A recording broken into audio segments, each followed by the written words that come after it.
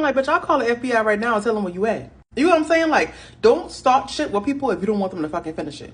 What's going on, cousins, and welcome back again on another episode today. How are you all doing? Thank you so much for tuning in if you are joining for the very first time. This Caitlyn's interview with DJ Envy on the Breakfast Club has been going viral. A lot of people believe that the comment that DJ Envy made on that interview and how he addressed Caitlyn was basically him talking down on his work. People were not having it with the way he addressed Caitlyn, and from Caitlyn's response, body language, you can literally tell that he as well was pissed with how DJ Envy addressed him, but he handled the situation very well. In fact, people are very proud of how Caitlyn handled the whole situation. I am going to roll the clip of the part where he called Caitlyn a certain name. Few percentage of comments I saw were talking about how they didn't see it that way, that maybe people are just doing too much. But I am going to roll the clip now before we go into what people are saying about the interview. Let me roll the clip of the part that is going viral. Going viral the last couple of months and years because you're a food critic. Absolutely. But you're a food critic the hood way. Like, you pull up to the spot and you eat it in the car. Pause. I wouldn't say the hood way. I just eat food. When you say New York is cold, explain to people when you get service in New York compared to service in Detroit, compared to service in the South. Culture is different. Culture is different. The people are different. When I walked in, you asked me, or you said that I'm a ghetto food critic. So it's like that alone embodies what New York is. That's New York. That alone embodies what New York is. So it's like New York is cold. They play with you a lot. But I got thick skin. So it's like what you say to me don't bother me. I just don't like when places or people go to these small restaurants and they get that energy that you gave me. I didn't say ghetto. But you're a food critic the hood way. Like, you pull up to the spot and you eat it in the car. Pause. It's the same thing. That energy that you gave me when they give it to small restaurants, that's what I don't like. But when you give it to me, I don't mind. No, it's not the same because I'm from the hood, but I'm not ghetto.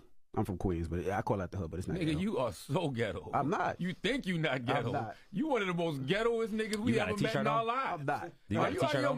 You got a t-shirt on? You got a t-shirt on right now? He got a white beater.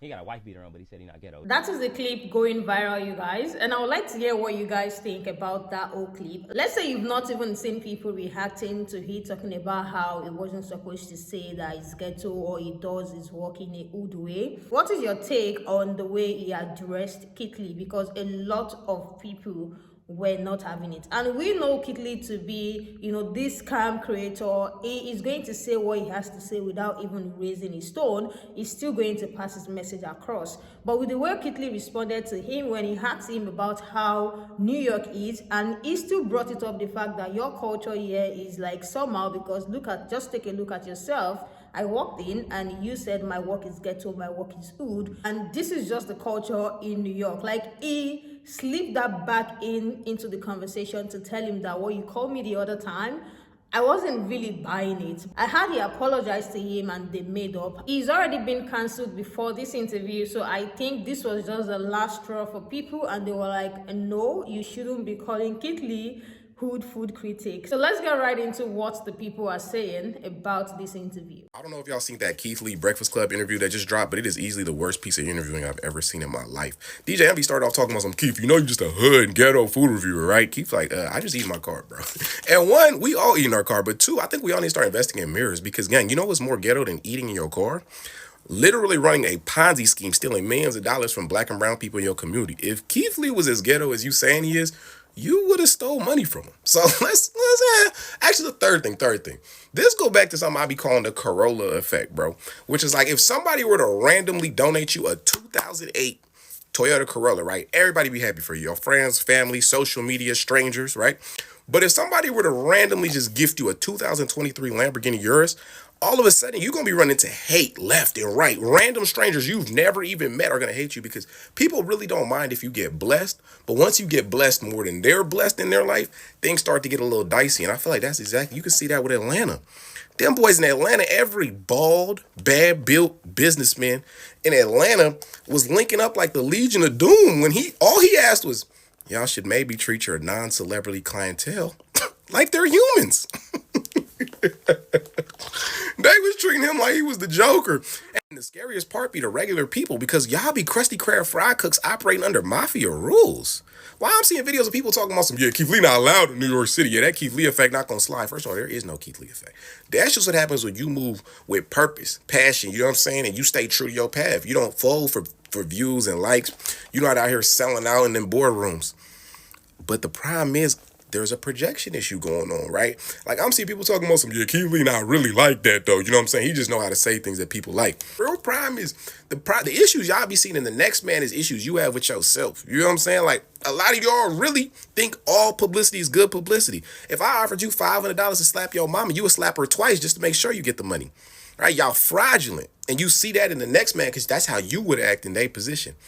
I just think it's food for thought. Calling Keith Lee a hood food critic is crazy. Let's talk about it. Keith Lee went on The Breakfast Club. Almost out the gate, DJ Envy insulted him by calling him a hood food critic. And Keith was like, nigga, you got on a wife beater and a hoodie with no strings. I know you not calling me ghetto. And I feel like people equate Keith Lee being a good person to him being nice. And that is not the case, because they were shocked when he called him out on it. They were like, damn, I thought you were monotone. I did not know your personality was like that. I don't know if they were trying to be shady or not, but they were trying to get his opinion on Darius Cooks. And he was like, I don't think of nobody. God bless you. Although I don't think DJ Envy meant to be disrespectful. He tried to apologize at the end and explain himself, but there was moments that Charlamagne was on his phone during the interview, and I feel like that's super rude. Only that, the only person that really did their homework was, of course, the black woman that was in the room. The whole first half of the interview was hella intense. It almost felt like Keith was being super defensive the whole time, because it felt like Envy and Charlamagne really didn't do any research on him. They low-key do this a lot with the different people that they interview. They were only going based off the headlines. Keith said that Charlamagne didn't even know who he was until this interview. He said the only reason that he agreed to do the interview because it was something that was on his bucket list for a long time. But I'm not sure if he really enjoyed his time there, because he also did an interview with Speedy from Complex, and he was shocked that they actually knew a lot about him, which I was like, isn't that their job to do research on you before they interview you? But now seeing the Breakfast Club interview, it makes a lot of sense. Anyways, y'all let me know what y'all think in the comments. It's me,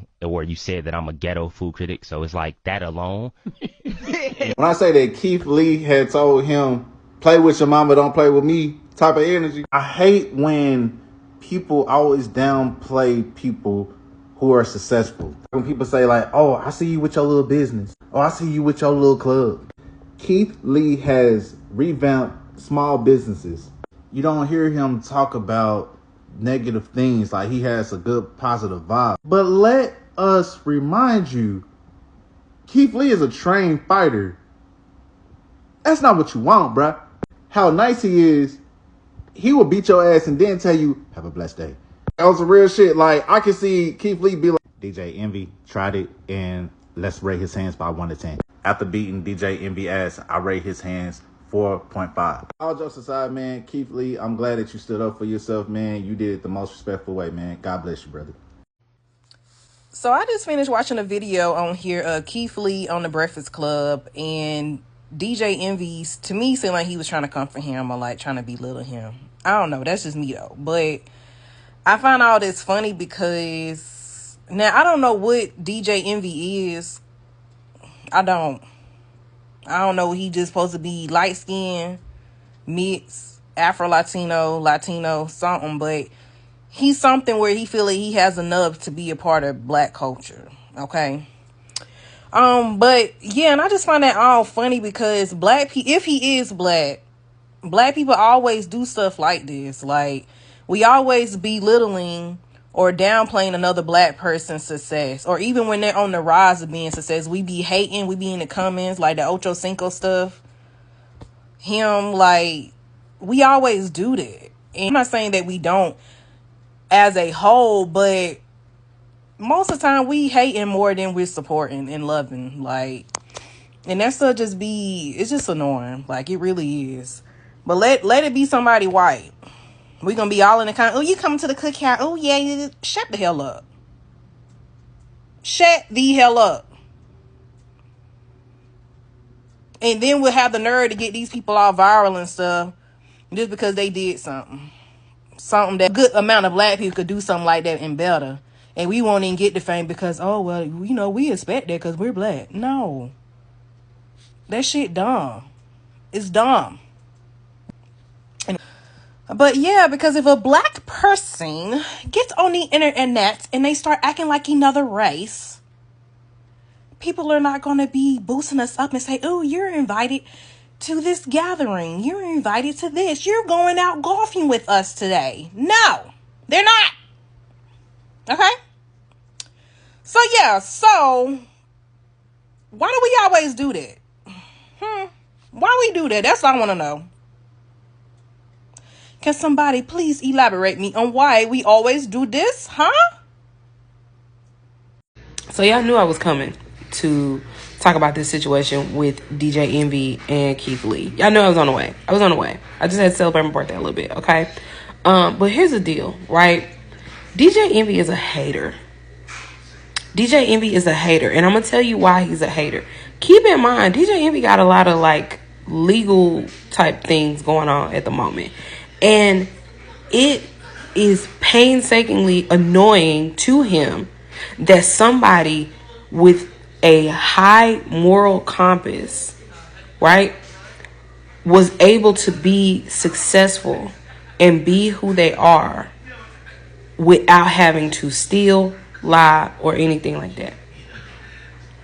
And it's like people who, here's the thing, people who do something strange for a piece of change are always going to look at people who did not do anything strange for a piece of change and try to shit on the fact that they are morally grounded, they're honest, and they're just overall good people. And people who are not that are always going to try to shit on that. But here's the interesting thing for me. The demographic of people that try to bring negativity towards Keith Lee. Anytime you hear somebody and they be talking about Keith Lee in a negative way, and what I mean by that is, when I say that they're talking about Keith Lee in a negative way, I'm talking about the fact that they don't talk about how these businesses, how much he helps these businesses. They immediately try to shit on him. Ocho Cinco did it. Yeah, sure, he apologized. Okay, cool, but he did it. Forgive, don't forget. He did it. And then I guarantee you, Monday or Tuesday, DJ Envy is gonna be on this stupid ass show trying to correct or clarify what he meant by what he said, when it's like, nah, baby, you're a hater. You're a fucking hater. That's point blank period. You're a hater. And I have said this plenty of times about Keith Lee, and I will say it again. Y'all better talk to God before y'all talk negative about Keith Lee. Y'all need to talk to God before y'all deal with Keith Lee as a whole, because God got that man. God got that man. DJ Envy, you need to be trying to figure out if God got you, because you got a whole lot of shit coming your way. So I want to talk about the situation with Keith Lee, how he went on the Breakfast Club, and how DJ Envy called his food critic to be like the hood version or the ghetto version, and Keith Lee wasn't feeling that. Keith Lee got right on DJ Envy case, and I felt he handled himself very well, in my opinion. It just shows you how much these media houses and just the people in the industry are upset that young people come out of nowhere or the woodworks, and they're creating these huge platforms that could rival these multi-billion-dollar companies, and they just did it in their room. Like, what the hell I doing? And I ain't there, but I'm just trying to say, it could start from just a room, or it could start from out your car, and they could do this and make thousands and millions of dollars without having to go through the regular way. People like DJ Envy, who in his 40s, you took him 300 years to get where he is. He throw a little shade. You know how black people are, how he's called, oh, your little thing, or your little, you know how we like to say little everything for everything. That was the equivalent of what he said to Keith Lee when he hood or ghetto version. That extra thing was not necessary. He's trying to show a little loneliness, and Keith Lee caught that loneliness and threw it right back and got his old lip. I don't understand why DJ Envy is doing all this, knowing that people ain't really feeling you, and you have that little scandal that going on with you, so you need all the good PR for your situation. I might do a podcast on, because I have a podcast that was released from Keith Lee, about Keith Lee, like last month. I debated hard if I'm put it out, but anyway, peace. What do you guys think about what all these people said? I still don't understand the Keith Lee's hate, because there are just some people who will literally hate on you without even doing anything to them. Like the very first teach said, people don't have a problem with you being blessed. But when you are more blessed than them, they are going to have a problem with it. And I think this is the biggest takeaway from these teachings, because that man literally said it the way it is. Like, he handled the entire situation gracefully. I feel like if Kitty had reacted in a way that is more loud, it would have been like, oh, you're overreacting, I was just joking. Because he said it in a way that, you know, he was laughing, trying to make it like a very jolly moment, but still trying to throw a shade at him. You don't look at someone and belittle the work of their hand. And again, I agree with the other stage, the woman who talk about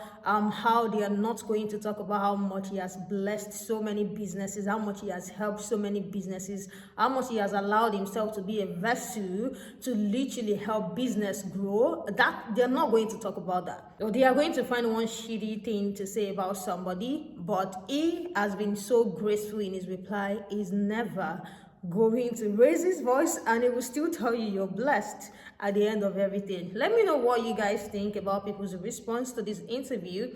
Do you think people are overreacting? Because even Kitley himself, from the way he responded to him, you can tell that it is spot on him, but he handled it very, very well. What do you guys think about how he first approached Kitley? Let's continue this conversation in the comment section. Thank you all so much for coming around. If you have not subscribed, please smash the subscribe button and turn your bell notification on. And I'll see you guys in the next one. Bye, and I love you guys.